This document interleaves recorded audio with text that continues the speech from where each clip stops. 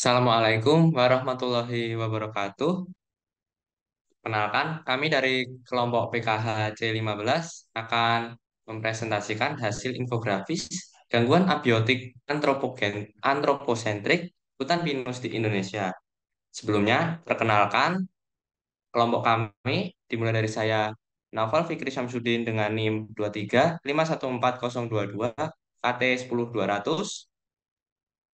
Saya Noval Atta Nugraha dengan NIM 23515266 KT 10238. Saya Malvin Renara dengan NIM 23512239 KT 10616.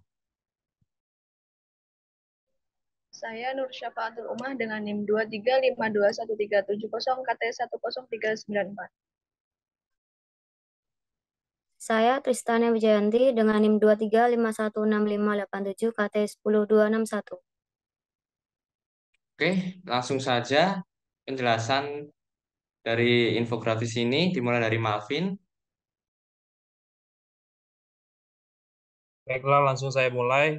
Pertama, ada pengertiannya. Hutan pinus merupakan terdiri dari hutan pinus yang tingginya dari 20 sampai 40 cm dengan daunnya berbentuk jarum, jumlahnya dua dalam satu berkas. Sisiknya tipis, melingkupi pangkal berkas daun.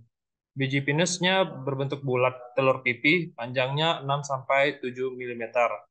Hutan pinus ini umumnya tumbuh di daerah dataran tinggi atau pegunungan. Nah, dilanjutkan Baik, oleh Noval.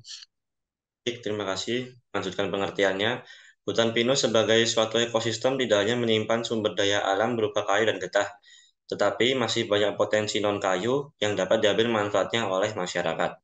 Berbagai tanaman, tumbuhan, dan organisme lainnya yang hidup di dalam hutan pinus memiliki nilai ekologis yang dapat dieksplorasi dan dimanfaatkan secara berkelanjutan.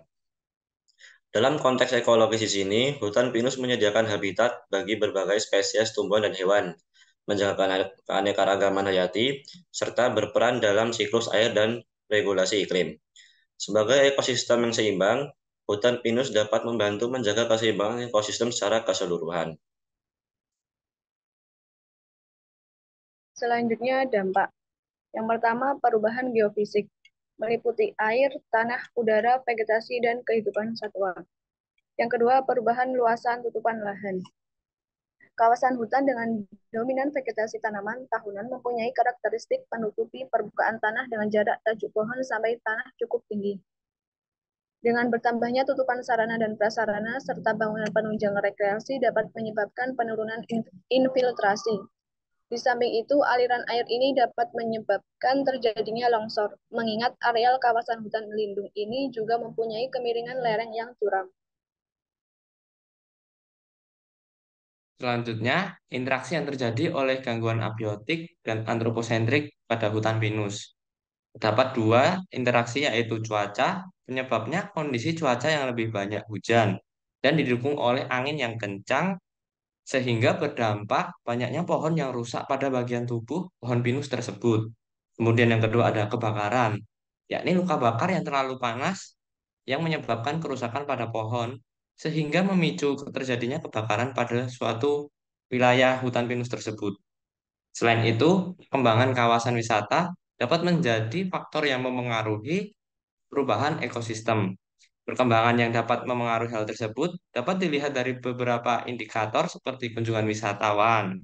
Terus kemudian ada fasilitas pariwisata yang selalu meningkat, tambahnya atraksi wisata dengan banyaknya kegiatan wisata yang dapat dilakukan, serta masyarakat yang bersedia untuk berpartisipasi sebagai penyedia dari fasilitas pariwisata.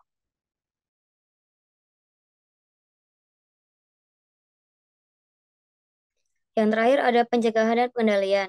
Yang pertama, irigasi untuk mencegah kekeringan.